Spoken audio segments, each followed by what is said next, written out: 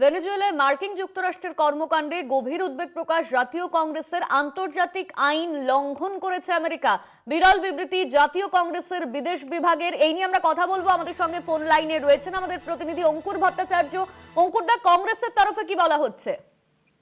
দেখো, ভেনেজুয়েলায় মার্কিন যুক্তরাষ্ট্রের যে কার্যকলাপ সেটা নিয়ে গভীর উদ্বেগ প্রকাশ করেছে জাতীয় কংগ্রেস। কিন্তু বিরোধী দলনেতা কংগ্রেস তো এই মুহূর্তে কেন্দ্রের শাসক দল নয়।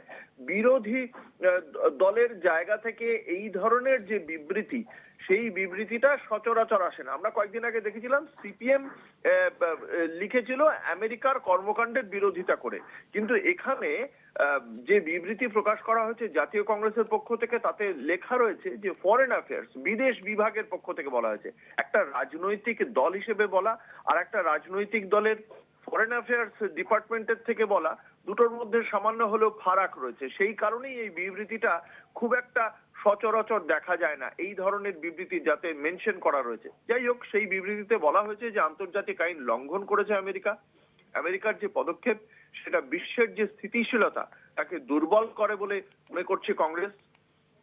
এবং যে বারংবার যে কথাটা উঠে আসছে যে আমেরিকা মুখে ভেনেজুয়েলার সেই যে রাষ্ট্রপতির বিরুদ্ধে মাদক পাচার এবং অস্ত্রের যে প্রলিফারেশন, সেটাকে মুখে বললেও আদতে ভেনেজুয়েলার প্রাকৃতিক সম্পদ অর্থাৎ খনিজ তেলের দিকেই যে আমেরিকার লক্ষ্য, সেই বিষয়ে বারংবার আন্তর্জাতিক মহল দৃষ্টি আকর্ষণ করছিল। সে কথা মাথায় রেখেই কংগ্রেস লিখেছে তাদের এই বিবৃতিতে যে ভেনেজুয়েলার যে প্রাকৃতিক সম্পদ তা ভেনেজুয়েলার জনগণের সার্বভৌমত্বের অধিকার অনুযায়ী সেই প্রাকৃতিক সম্পদ যাতে ভেনেজুয়েলার জনগণের কাছেই থাকে সেটা নিশ্চিত করা হোক বলেই দাবি জানিয়েছে কংগ্রেস।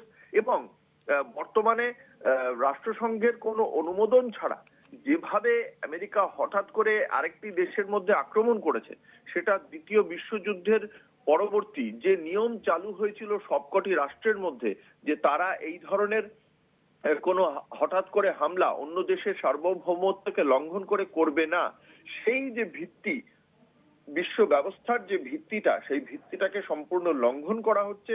এবং এর ফলে যে যে স্থিতিশীলতা, সেই স্থিতিশীলতাটা আরো বেশি দুর্বল হয়ে পড়বে বলেই মনে করছে কংগ্রেস। ভেনেজুয়েলার জনগণের ইচ্ছাকে সর্বোচ্চ অগ্রাধিকার দেওয়া হোক এমন দাবিও তোলা হয়েছে। জাতীয় সার্বভৌমত্বের প্রতি শ্রদ্ধা এবং শান্তিপূর্ণ অবস্থানে রাখা হোক এমনটাই আহ্বান জানানো হয়েছে জাতীয় কংগ্রেসের পক্ষ থেকে। অনন্যা। একেবারেই অঙ্কুরদা, তুমি আমাদের সঙ্গে থাকো।